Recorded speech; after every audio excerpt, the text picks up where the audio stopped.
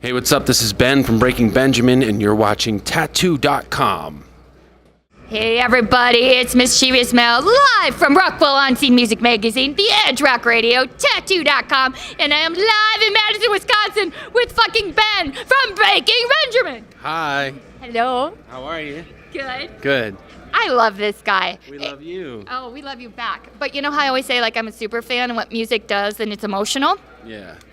I just met a lady who left your meet and greet, and if I say that she literally peed and pooped her pants, that probably would not be a lie. But her exact words were like, no matter what's going on in my life, your music helps me. What is it? What is it about Breaking Ben that makes you do this?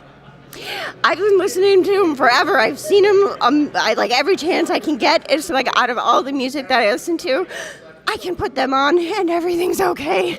And it's just like, oh, I'm not gonna touch them. I'm so happy. I'm happy as shit right now. I'm so excited. Hey, do you want to tell us your name? Amy, hi. I'm Amy, like mega fan, like freaking out chick right now. But yeah. So Amy, now that you're away from Ren, but if you could tell them something again, because you know we're going to send this to them, what would you like to say to them now that you're done hyperventilating? You really mean the world. You guys are amazing, and just keep it up because you kick ass. And I'm so glad that I got to see you and touch you and just be like, hi. Just hi. Everybody should get a chance to just say hi. Aw, well, they help me to let me know I'm not alone, you know, so that's really the gift, I think, to me. And then it's that anytime somebody comes up and, like, says how it's helped them, you know, it's like I get to share my pain and joy too, so it makes me feel like I'm not alone either. So I love that. It's awesome. It's a gift.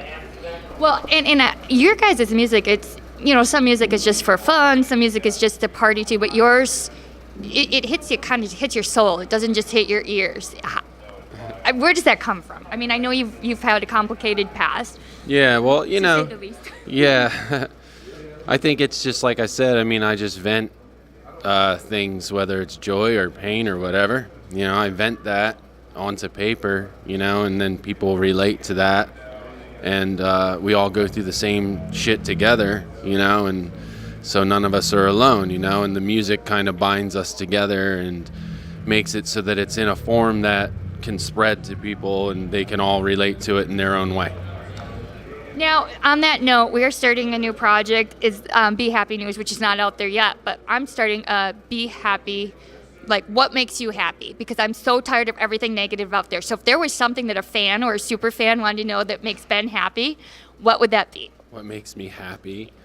Well, I mean, everybody has the standard things in life that make them happy, but I think just living a good, full life, and, you know, you make your own happiness, really. You know, like the happiness is just a state of mind, and sometimes, you know, you want to share that with somebody or whatever, and that's cool too. But yeah, I don't know. A lot of things make me happy.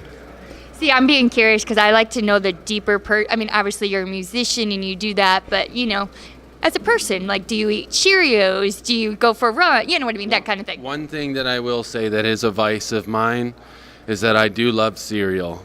Absolutely. I love like bad cereal, not like Cheerios, like bad cereal. Like the Oreo and peanut butter puff one? Yes, like the ones that are the worst for you, like Cinnamon Toast Crunch, which is just coated with sugar and things like that, and like Lucky Charms. Do you want me to up your vice for you? If you take that Cinnamon Toast Crunch and you mix peanut butter in there and then do chocolate milk and Cool Whip, oh my God. that takes it to a level of orgasmic Lucky Charms - Cinnamon Toast Crunch. It sounds like it. I'm going to try that. So if I seem a little weak in the knees tonight, it's because that's what I did.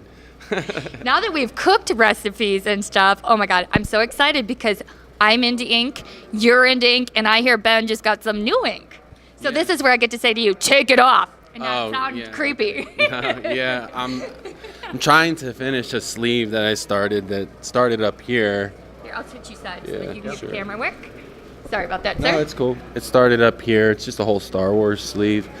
And Chris Bushing did this front row here, and then Ryan and Ashley is doing all the rest. So Ryan did this, Ryan did that, and she did that, and all of this. And I think she's going to go back through it all and tighten it, you know, make it all uniform and stuff. So, but yeah, this was the first thing that Ryan did, this Stormtrooper. So, because you are touring literally constantly and always working, how do you find time, and how much time have you put into it? Yeah, that's the thing. That's why it's been like bare here forever, because, with touring, it's really hard. I don't like to get tattooed when I'm on tour, just because I'm a bad healer. Every time something happens or it gets somewhere gets like infected. And so I try not to get tattooed when I'm on tour, because I have to really be like diligent when I'm healing and it's tough when you're on the road. You should never, I'm sure bands do it, but you should never use the bus water to wash your tattoo, ever.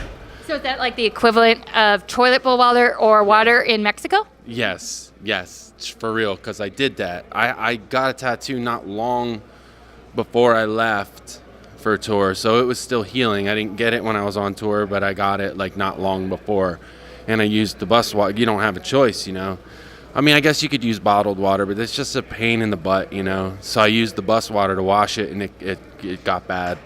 It got really bad. So, because I am kind of a gross individual, but I like to hear like the horror stories of other people's tattoos, did it like get lumpy and then change colors and shoot things bad, or was it just almost to that point?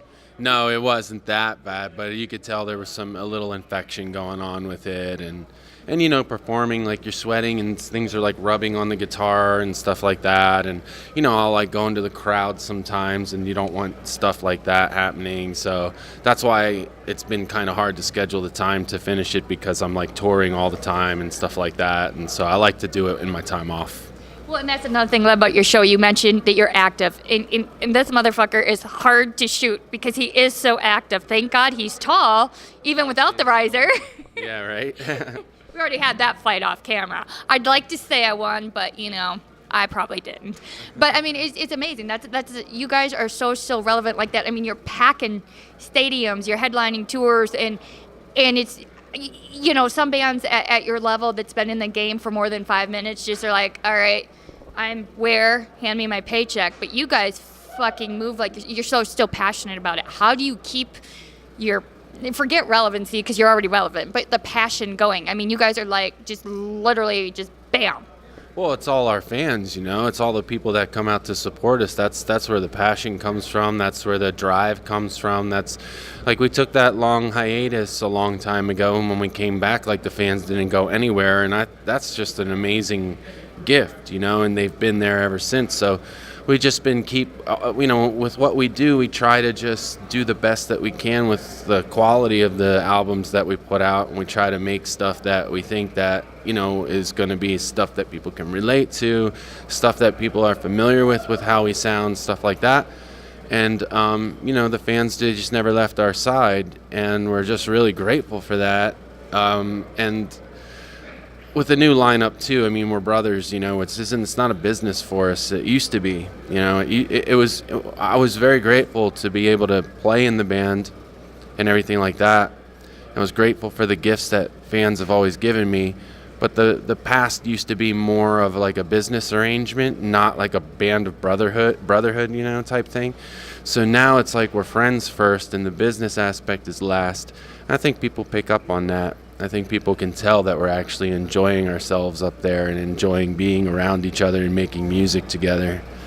Speaking of making music, your last album, which is the most current one, which is Ember, came out, and we talked to you like 3 days into it on the road. And Aaron mentioned that in the studio it was cool because you each had your parts, and I know that you all multiple sing, that's not new, but he said you guys kind of raised the bar to that. Yeah. And he said in studio it was one thing. He goes, but man, when we got that on stage, it was like, holy fuck. Do you feel like challenge your child? I feel like you guys raised the fucking bar, because I said there's no way it can be better than the last album.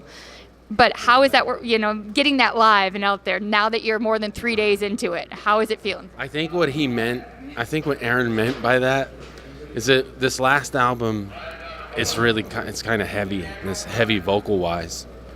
And when you're in the studio, you do things in pieces. You never sit there and perform the whole thing at once. You do it little bits at a time. So when we went to play it live and did all of it at once, we were kind of like, what did we do? Like we should have made it a little easier on ourselves. But now we have it down, you know, and it's easy as anything else. So yeah, we just pushed ourselves to like the limits, you know, and now live we raise that bar for ourselves, and then we just keep pushing and pushing until we get there, and now we're there, and it's great. I was just gonna say I didn't think you guys could, like I said, elevate any higher as far as like the technical and all of that. And holy fuck, you killed it. Those guys wrote a lot on it too, so that helped a lot. I never wanted to be the only writer in the band. They just didn't have guys that were. I had always played with really, really amazing musicians, but being a great musician and being a writer that's sort of on the same page is two different things. And so I had to write most of the material in the past, but these guys are writing things that are just phenomenal to me and things that I really love and I'm very passionate about. And so they owe a lot of, they get a lot of the credit is owed to them for Ember because they wrote a lot of it.